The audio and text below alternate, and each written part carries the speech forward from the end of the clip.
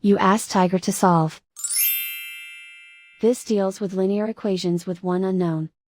The final result is n equals -6/11.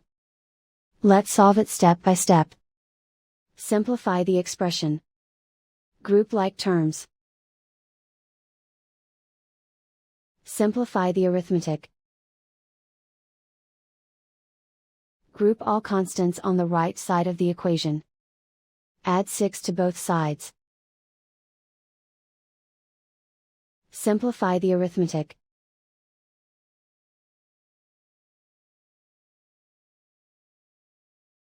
Isolate the n. Divide both sides by -11. Cancel out the negatives. Simplify the fraction. Move the negative sign from the denominator to the numerator.